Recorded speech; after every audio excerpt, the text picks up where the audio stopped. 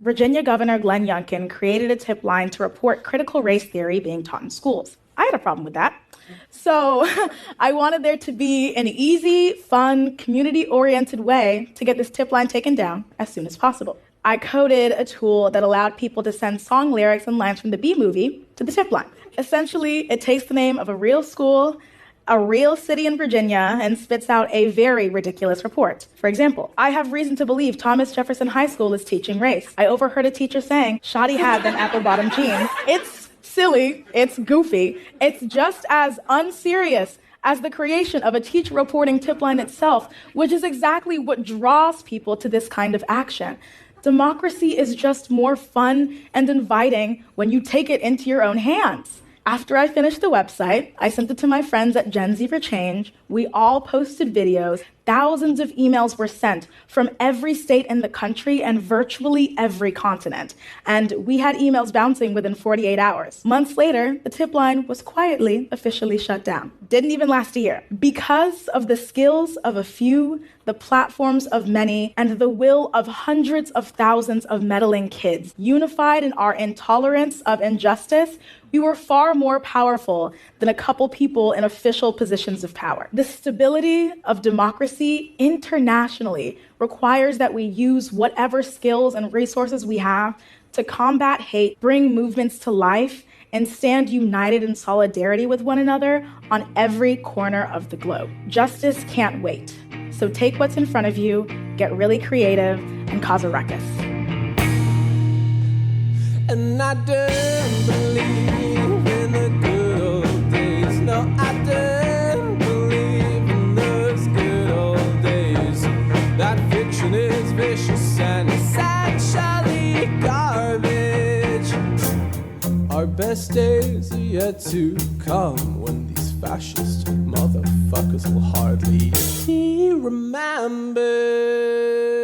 Welcome to Gaslit Nation. I am your host, Andrea Chalupa, a journalist and filmmaker and the writer and producer of the journalistic thriller Mr. Jones, the film the Kremlin does not want you to see. And with me today is the great Terrell Starr of the must-listen-to Black Diplomats podcast and Substack by the same name, and you can find both at the top of the show notes for this week's episode. The song you heard at the top of the show was I Don't Wanna Be Dismembered by the Sheridans.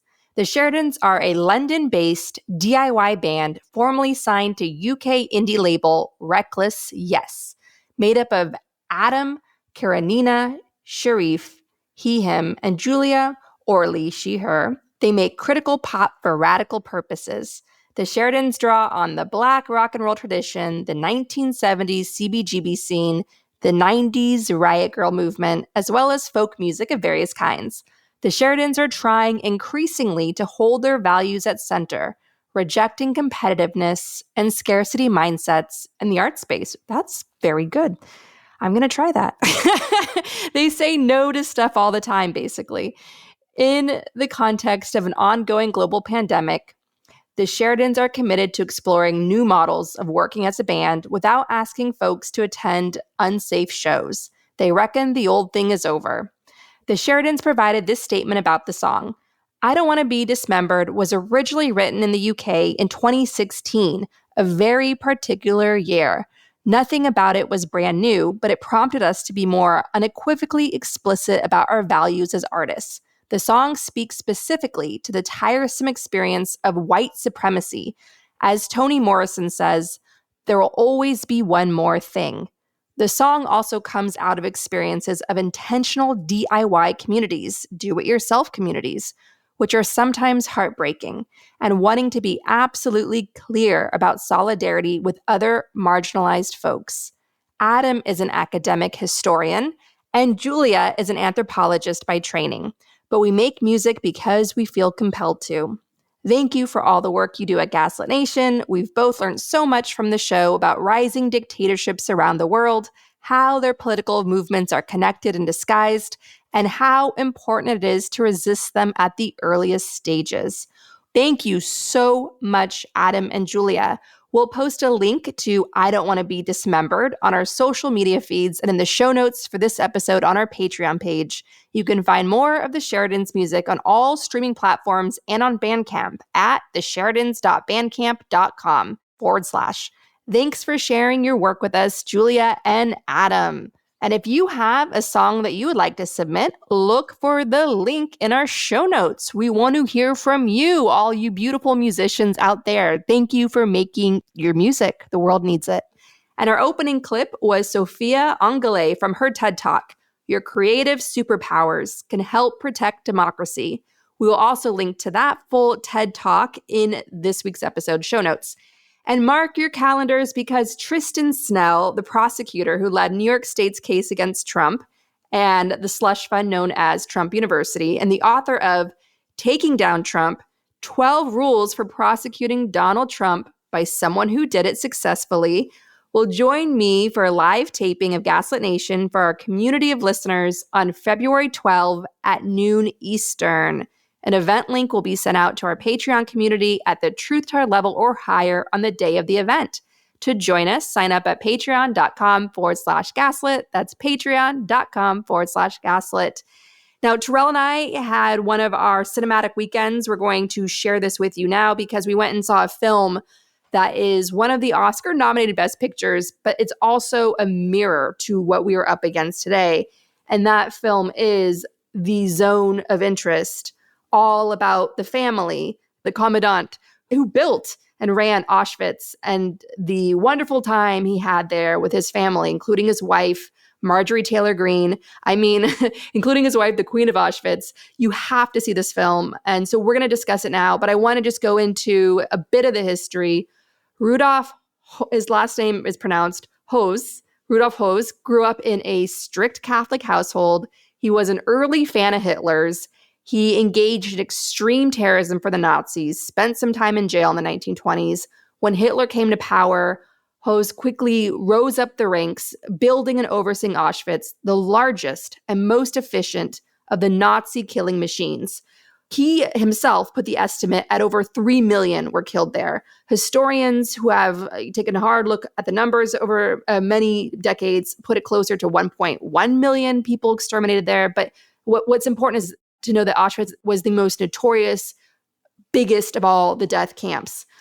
Höss was then promoted to overseeing all the camps, including an operation named after him to round up and kill over 400,000 Jewish people from Hungary. During his time as the commandant of Auschwitz, he would torture prisoners, including on several occasions, making them stand out in the freezing cold, negative 30 degrees Celsius temperatures without any warm clothing. And when any prisoners would dare to drag the dying, the people that are collapsing, to the infirmary, to the hospital in the camp to be treated, he would have the doors to the hospital locked. So many people died this way. He repeatedly raped a political prisoner in the camp. His son would amuse himself by shooting the prisoners with a slingshot. Höss and his family were very much the good Nazis, the real Germans that Hitler were promoting. His wife produced 5 children, like a good baby-making vessel of the state. That's literally how Nazi ideology promoted women. Women are vessels for making babies, bodies for the state, bodies for the dictator. That's exactly how the 6 extreme Catholic mullahs on the Supreme Court see us when they wasted no time overturning Roe v. Wade. That's how Amy Coney Barrett, the least qualified justice ever, brought up for a Senate confirmation hearing, never mind being confirmed, but brought up for consideration, shoved through days before the 2020 election in a blatant right-wing power grab by Trump and Mitch McConnell. And we're still living with their overpacked ideological courts, 30% of our nation's courts to this day. I bring all this up because Terrell and I, over the weekend, having watched that film and discussing it at great length, The Zone of Interest by Jonathan Glazer, you have to watch it. It is a beautifully mundane look at bucolic living of these Nazis. It is Hannah Arendt's warning of the banality of evil come to life. The only critique I have of this film is that in the end credits, there it is, the Russian money that helped fund it. Len Blavatnik was one of the financiers. For the Patreon community that gets our bonus episodes, you may have remembered in last week's bonus show when I was talking about how when I was making Mr. Jones, I kept coming across Russian money, so much Russian money in Hollywood.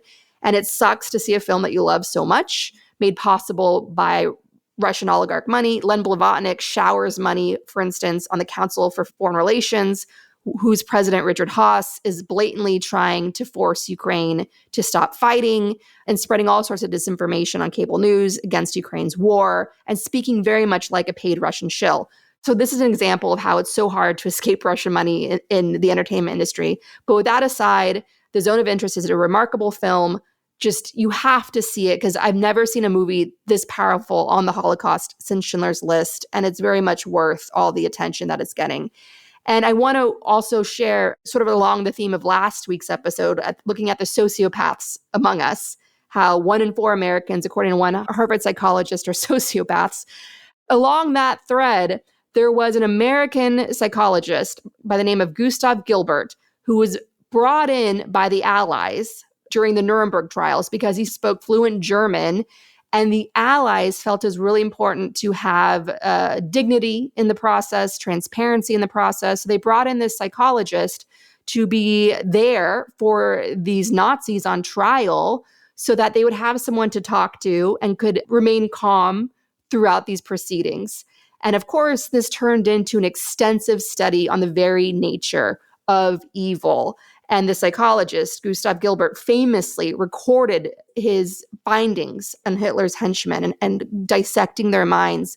And what it all came down to was this: they simply lacked empathy. There are many, many, many people among us today who simply lack empathy. We see it in the governor of Texas with his killing machines on the border, killing asylum seekers like my grandparents who fled, who were asylum seekers, who came to this country as asylum seekers. That's who he's slaughtering deliberately on the border with his barbed wire fences and so on. You see this with Mike Johnson, a Trump protege, a MAGA, attack dog, holding up much needed funding for Ukraine as Russian missiles are increasingly getting through because of this lack of funding from Congress and so on. So we all just have to come to terms that the movement we're up against is just an utter lack of empathy. That's what Trump is galvanizing and leading. And I want to read now from this psychologist, from this American psychologist from the Nuremberg trials, what he wrote specifically of Rudolf Höss, who was the commandant of Auschwitz, who's featured, whose mundane evil world is dissected in the brilliant must-see film, The Zone of Interest by Jonathan Glazer. Now here he is now, as seen through the eyes of a psychologist. I'll read from Gustav Gilbert's assessment here. In all the discussions, Höss is quite matter-of-fact and apathetic, shows some belated interest in the enormity of his crime, but gives the impression that it never would have occurred to him if somebody hadn't asked him. There's too much apathy to leave any suggestion of remorse, and even the prospect of hanging does not unduly stress him. One gets the general impression of a man who is intellectually normal, but with a schizoid apathy, insensitivity, and lack of empathy that could hardly be more extreme in a frank psychotic. So it's bullshit that these Nazis were just following order. What dictators do is they embolden, energize, organize those among them that also lack basic empathy. And together they become stronger. And together they steamroll our democracy and destroy everything and carry out genocides and do it proudly. During the Nuremberg trials, all the observers are pointing out how proud Höss was of the efficient killing machine that he built. But they know what they do. They brag about it. Terrell, what are your thoughts on all that? So when I was watching this film and sitting in the theater, I just thought about how mundane and how just regular their existence was. And so it just shows you how easily you can normalize hatred and normalize brutality and inhumanity. And so the failure of humanity that was really cinematically told so well was that it was just so unpronounced. And I think that we need more films like this that really show how the perpetrators of this violence, of this genocide, truly exist, because I think it's a mirror of the typical Trump supporter. These are folks who, if you didn't see their actual acts or you didn't go into their minds to really comprehend what they truly believe on a day-to-day basis, you would think just for a split second that these were quote unquote normal people, but in fact, they weren't. And I think a lot of people who may have been complaining about the fact that it may not have spoken to the victims, I think that this particular film was not designed for that. You have Schindler's List, you have a wide range of films that focus on the true victims of this Holocaust. However, if we don't really take time to really interrogate the inhumanity of the people who are perpetrating this, then we really aren't going to understand or really prepare ourselves for what our world will become. Because what we saw in this film, to me, it was a film of a real event, but I think that it's a mirror of what America can become. 1,000,000,000%. I was thinking about my kids, my future, because everything feels like it's escalating, it's spiraling. We've been headed tipping towards World War III for so long now with the Russians and now with Iran and every, with the US soldiers getting killed just now.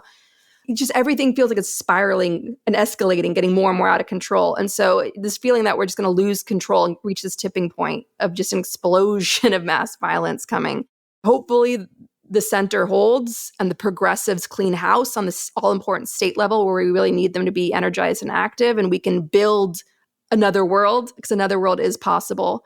But I want to point out, because it is Oscar season and I'm a filmmaker and Terrell has some film projects of his own that he's developing, we are really paying attention to this extraordinary wealth of powerful films. Like, we have a buffet of good films out right now. It's hard to keep track of just so many good films out there. Like, this is unusual. I don't know if this is because a lot of these films were held up because of the pandemic and writer's strike, and suddenly there's all coming out at once.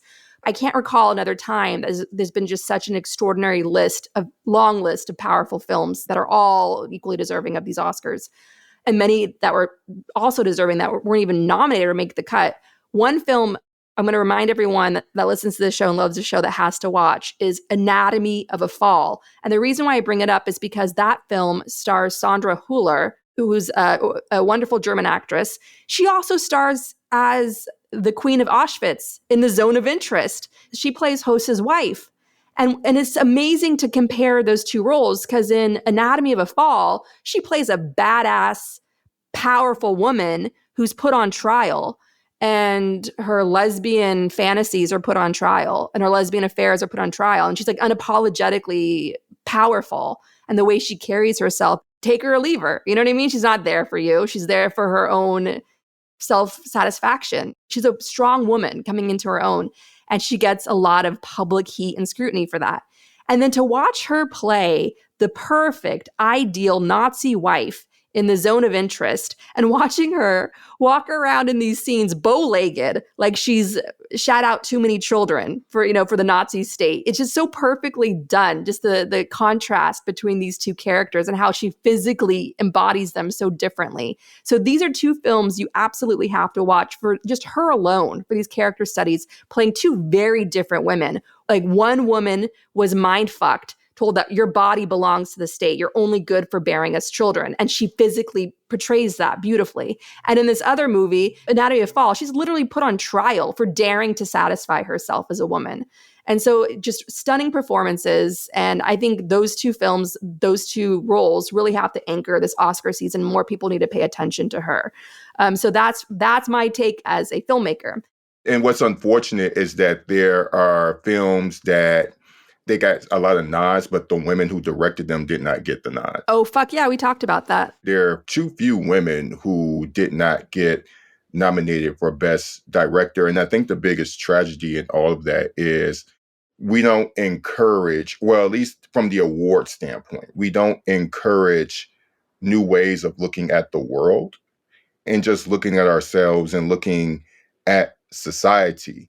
And so while you talked about this incredible performance by this German actress, I think what is missing is that there's so many women who are behind the scenes who are really crafting the stories for these actors to tell them to us. And I just hope that next year we will see more women being nominated from all backgrounds. Absolutely. Amen to that. And now this brings us naturally into Project 2025.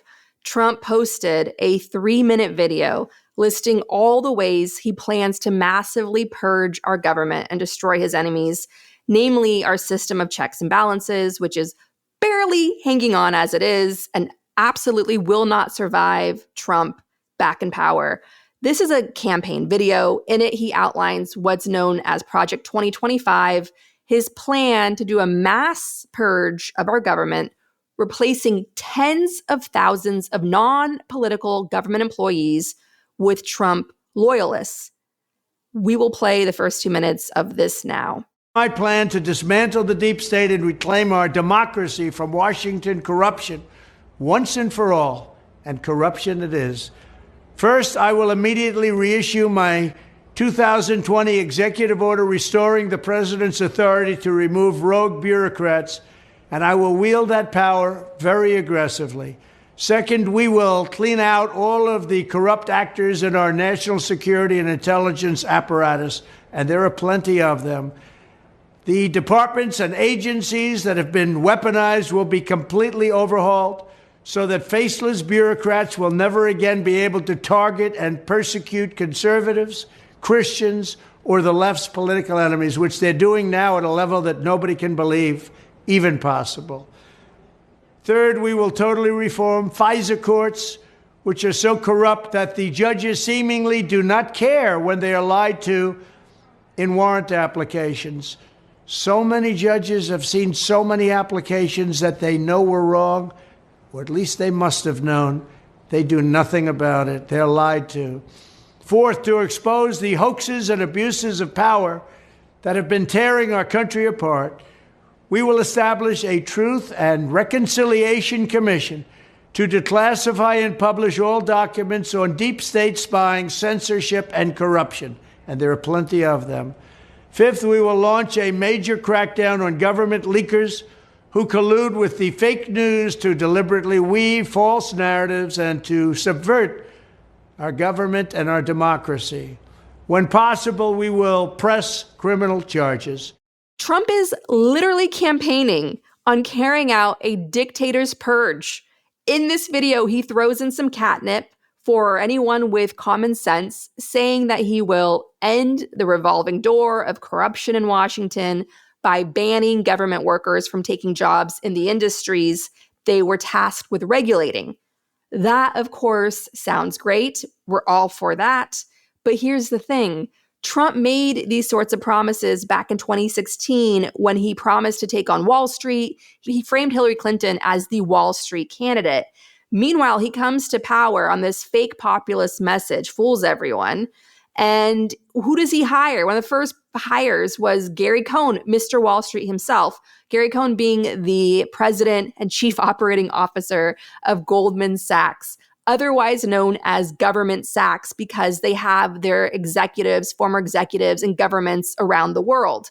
And Gary Cohn becomes Trump's long-time serving chief economic advisor. The Goldman Sachs representing the swamp that Trump promised to drain. So even this catnip that he puts in this fascist video is gaslighting, because of course he's not going to do that. He's going to do the opposite of whatever he's claiming. What Trump's going to do in the White House is energize, increase the revolving door of corruption. And everyone at the very top is going to make money, selling out our democracy, selling out countless innocent lives, because dictators ultimately lead to war and genocide, as we're seeing with Netanyahu, who's been the longest serving, wannabe dictator of Israel. So what are your thoughts on that, Terrell? Here's the thing. I think that this guy is literally giving us the playbook, and he is really daring the country to stop him. And if there's any indication from the previous election where he got more than 70 million people via popular vote, we're lucky that that wasn't enough for him to win, is that there is a fervor, there is an enthusiasm in America for people who don't want democracy. And what they want is fascism. And the way that the Democrats have been framing their campaign run, particularly with Biden, is that this is a fight for democracy. And while I think that they are correct in that standpoint, the larger question is you're fighting against a whole group of people who don't want it at all. And so I would say that this is a fight against fascism, because the people who are going to support Biden obviously want a democracy and want to improve it. But Trump is very effective in showing us that this country is not the beacon of liberty and justice for all that many folks in the intelligentsia have been telling themselves that it is. Black people, minorities, people of color have long talked about this. It hasn't been framed as fascism, but Trump has gone full fascist. But because we don't believe, we as in a lot of the folks who are in the intelligentsia groups and the people who talk to themselves in Washington, D.C., don't think that their stuff stinks. They don't think America can plunge that deep into the abyss of hate and Mussolini and Hitler, but in fact we can. And I think a lot of that is due to the fact that so many people who are in positions of power to actually unleash the money to the groups that will really bring out voters and to really fight this are from privileged positions where if the worst gets worse, they have the complexion for the protection, whereas many of us don't. And so Trump is speaking from a sense of urgency. And even though he's an older man himself, like Biden, there is a vigor in his hatred that is lacking in Biden's communications to the rest of us about how important this election is. Mm-hmm. Without question. I mean, it's going to be fascist history again for everyone. And it's obviously fascist history is what built this country with slavery and the enslavement and genocide of Native American people and so on. But it's going to be like that on a whole new level and on the global stage because you have, unlike any time in history, not like this even exceeds what we saw in World War II, the global war of fascism against democracy. People have to wake up that World War III is here. It's like at what point, but it's just different. It's asymmetrical warfare. It's what we're seeing with Bibi Netanyahu working both sides. He's friends with the Russians. He campaigns with Putin posters to stay in power. But at the same time, Hamas is being propped up by Russian money, Russian weapons, and is linked closely with Iran. It's like what Orwell predicted in 1984. We're at war with Eurasia. We've always been at war with Eurasia. How you just have this perpetual forever war. It's just this weird, dark obliqueness of who's on whose side. And all of that needs to be closely examined and brought to light and put pressure on because people need to really wake up that what we're fighting for here in the US to keep Trump out of power is part of a much more urgent and global war. It's not just Ukraine. It's not just Bibi's political future and clinging on with his desperate forever war that he needs to stay in power, his coup, his genocide that he needs. It's much larger than that. It's literally the fate of the world at a time when technology is exponentially advancing. So if the fascists win this round, if Trump gets in, a lot more fascists around the world are going to be emboldened and come to power and stay in power. That's already happening now, though. I'm talking about the trend accelerating at a time when technology is accelerating. So if the fascists increase, right, across the global stage and they stay in power during a time of mass tech advancement, I don't know how we get past that as a civilization. I don't think so either. And you know the thing, you brought up this whole point of how Bibi is playing both sides. I feel like Biden is doing the same thing with Benjamin Netanyahu by sending the weapons to Israel in order to essentially arm them to white Palestinians out of Gaza, because their whole point is that they want to finish the job. I feel like Benjamin Netanyahu and Trump are operating from the same premise of, I have to finish the job. And so Trump is pretty much calling for a complete fascist purge of what is left of our democracy here right now.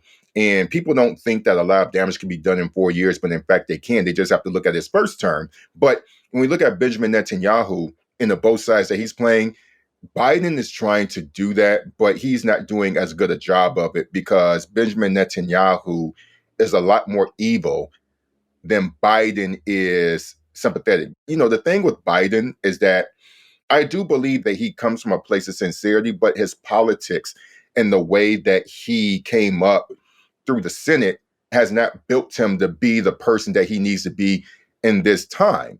While Trump, I believe, is built to be the person that he is for this time. Trump is he's better built to rally people around his fascist vision than Biden is around the world in which all of us can exist as ourselves. And in order for Biden to truly do that, he has to speak up against people like Benjamin Netanyahu, and now also add in Russian President Vladimir Putin in ways that his disposition and his Cold War caution is not preparing him for in the 21st century. And for that, not only do we suffer as Americans here at home, but the Ukrainians suffer, Palestinians suffer, and hell, even Israelis suffer, because this is not going to benefit them. This forever war that this type of fascist ideology or this indifference to it perpetuates isn't going to make any of us safe. And, I think that there's so much time to prepare before November, but all the things that you're talking about really speak to the fact that we have to be as devoted to fighting fascism as Donald Trump is to leading a next term with it. The war is really empathy versus a proud rejection of empathy. That's what the war is about. Whatever ideology you want to put on it, it's really empathy versus a proud disdain for empathy. And so just the activism that we all need right now from all of us listeners coming together, the Gaslit Nation community, doing our phone banks, writing our letters to get out the vote, donating whatever we can, setting auto donations right now for groups like Run for Something. Those are acts of empathy. Those are acts of empathy. Activism is empathy in action. So we need to show greater empathy for ourselves and others, our community right now. Empathy is our flag. Empathy is everything we stand for. We need to just spread that love far and wide, and that's how we're going to ultimately win and get through this. You heard the brilliant young woman speaking at the start of the show in that clip. She is a beacon of empathy in this world. And so empathy is ultimately going to win because there's more of us than there are them. And they use these terror tactics to try to convince us otherwise. But ultimately, we are going to win. And we are very much in the fight of our lives right now. It's scary as hell. And so Biden trying to be all things to all people and just sticking with the status quo, and senators famously being too consensus driven when they get into the executive leadership position of the White House, where governors were more decisive, and people like somebody that's their leaders to be like, this is where I stand, I'm taking a stand. And here with Israel, Biden continues to say one thing while right in his face gloating. Netanyahu is just unleashing collective punishment against Palestinians, driving them off their land. And he's been increasingly emboldened by a movement of Israelis physically blocking aid into Gaza when there's a growing famine in Gaza, and the hospital system has collapsed, and amputations and all sorts of emergency surgeries are being done without anesthesia, including on children and pregnant women and so on. And you have Israelis physically blocking these aid trucks going into Gaza. And Americans are watching this because we've become so accustomed to watching our wars on social media as these things play out. And so Biden cannot escape from this. He's being hounded by these protesters saying, for the love of God, you're the United States of America. You can stop this genocide if you want to. Why aren't you stopping it? And the U.S. very well could. And I think Biden has very much made the calculation, as he always has, with some famous exceptions, but has made the calculation that the status quo remains. The status quo remains. And that is that the U.S. is an extension of Israel, that we unconditionally stand by Israel. But right now, Israel is being led by a wannabe dictator who is using this war to finally have his way of staying in power. And that is what all dictators want. So Trump coming in, he's going to start wars. He's going to accelerate wars. I mean, remember what he did as president. He dropped the mother of all bombs on Afghanistan. He killed the second most powerful person in Iran that U.S. intelligence had considered untouchable because you just don't go there. And no, but Trump had him assassinated. He released 5,000 Taliban fighters in Afghanistan, which basically allowed Afghanistan to be game over and basically gave the Kremlin what it wanted, which was American humiliation on the global stage and for Afghanistan to fall to their allies, the Taliban, and so on. He's going to be disastrous in leading us into wars. to stay in power and die in power. It's his 2025 purge is not going to be enough because America is so spread out as a country. We have so many competing power centers across this country. And you're going to have a lot of resistance to Trump should he get in again, even against his 2025 plan. And so he's going to need some sort of war to have an excuse to have all sorts of wartime powers, to mass round up his enemies, to heighten this atmosphere of paranoia, to crush people and distract people, and so on. So, and yes, he'll get his nuke fetish worked out some way as well. So he manufactures problems, he doesn't solve them. Absolutely. That's what dictators do.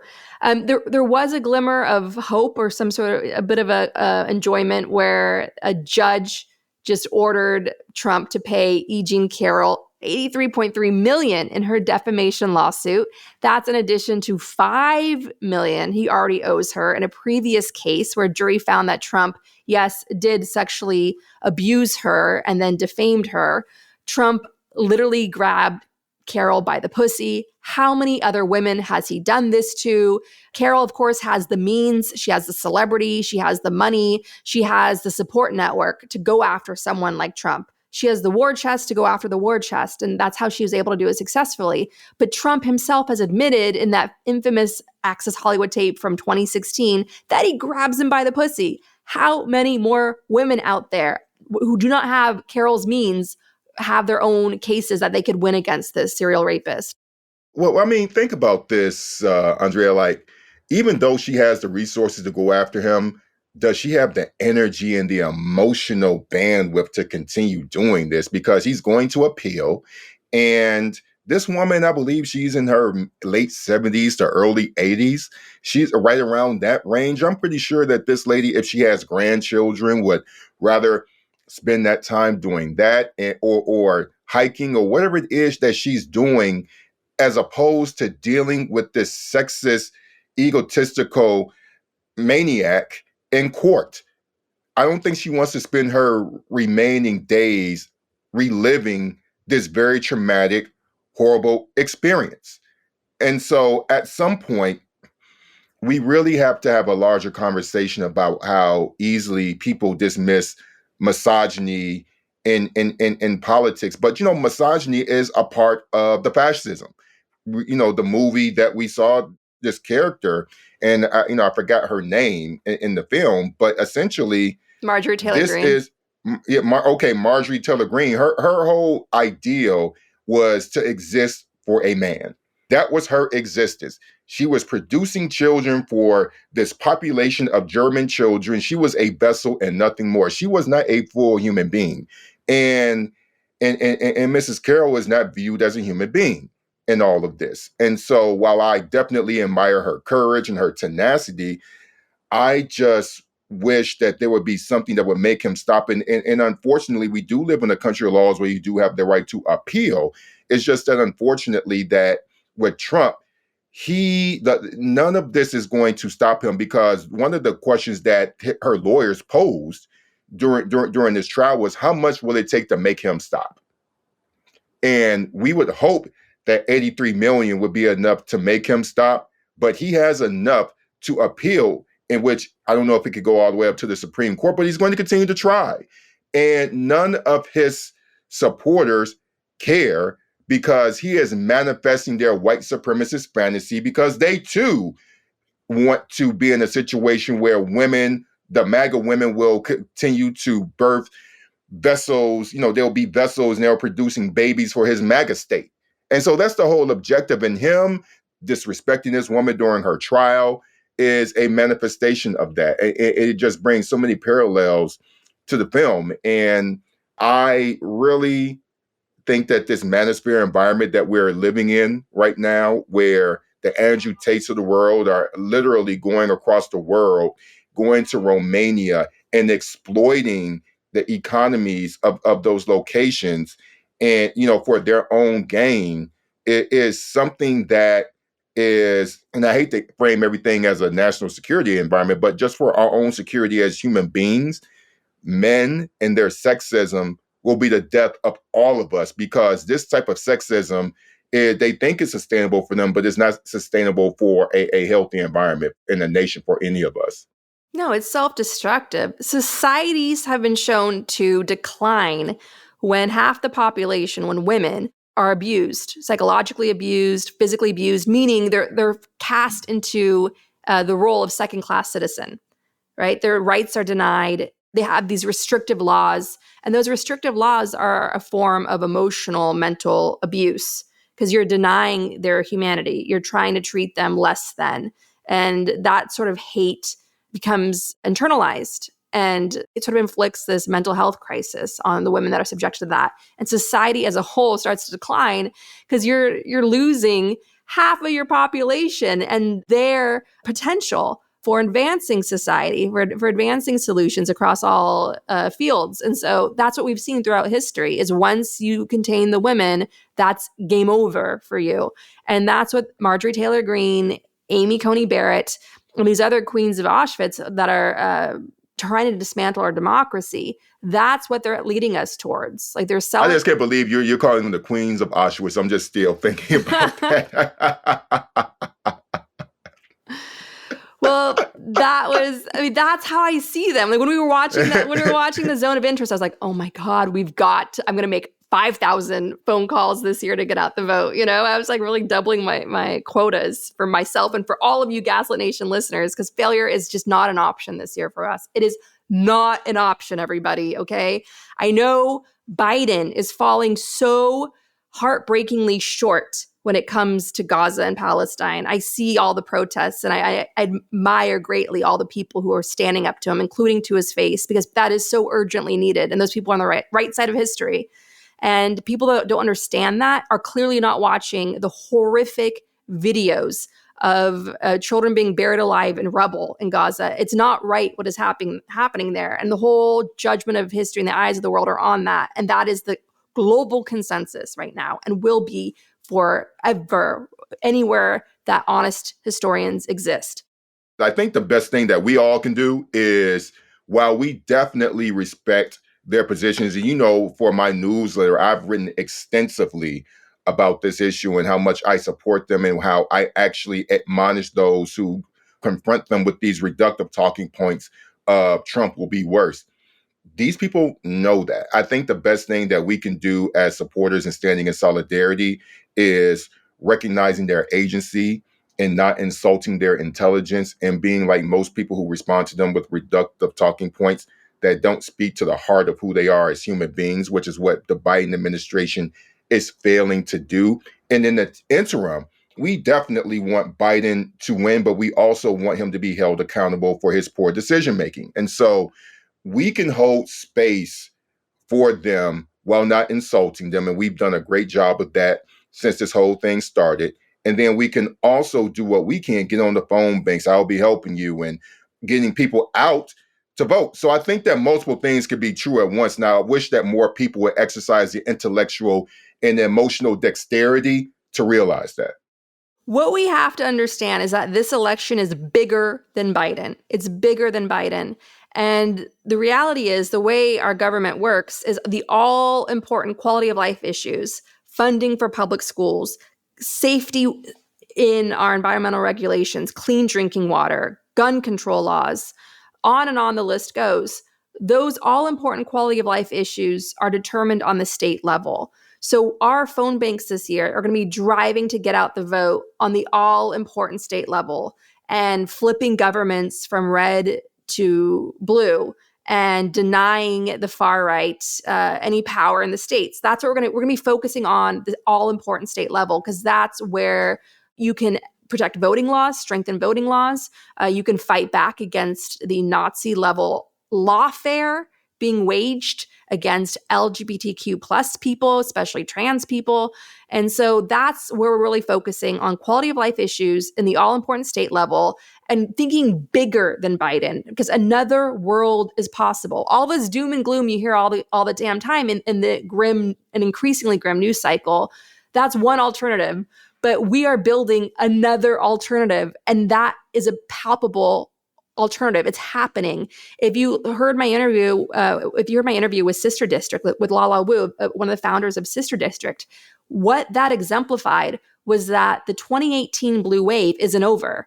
It started in 2018. It created a sea change in 2018, and it built progressive infrastructure up and down this country that's still there, that is remarkably growing and expanding their victories. So remember that. Remember what we all did together here at Gaslit Nation in the fall of 2023. Glenn Youngkin was licking his chops, thinking that he was going to take over both government chambers in Virginia. Instead, we flipped a chamber and we elected the first trans woman to the Senate in Virginia, and we humiliated Glenn Youngkin. We dog walked Glenn Youngkin.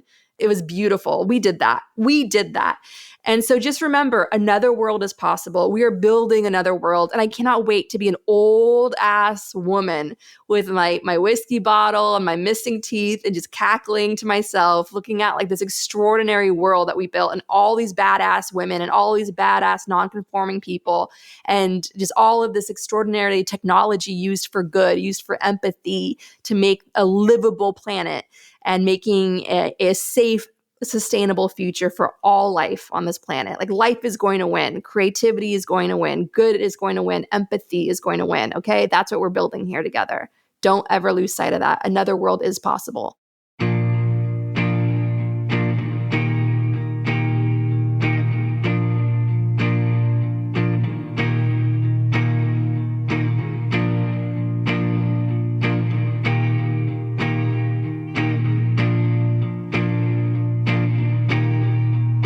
And I didn't wanna go back to the start. No, I didn't wanna go back to the start.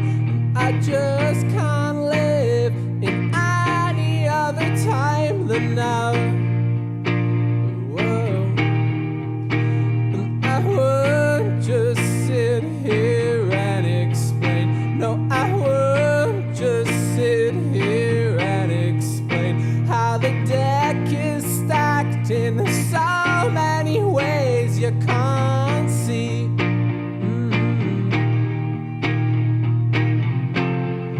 If you're any kind of other, turns out things are just harder. Yeah, we each sometimes cry. I don't wanna be dismembered.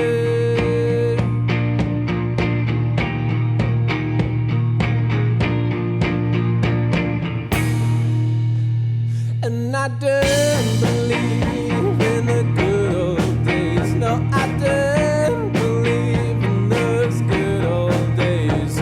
That fiction is vicious and essentially garbage. And this talk of making things great again. No, this talk of making things white again is as easy to see through as you plan as culture.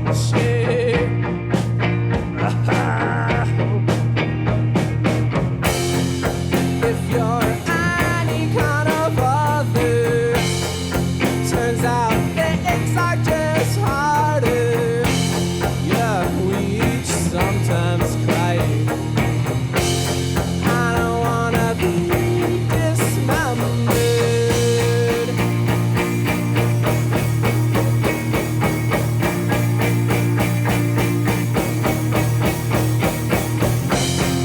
If you're our kind of other, trans siblings, sisters and brothers, queer siblings, sisters and brothers, disabled siblings, sisters and brothers. Our best days are yet to come when these fascist motherfuckers will hardly be remembered.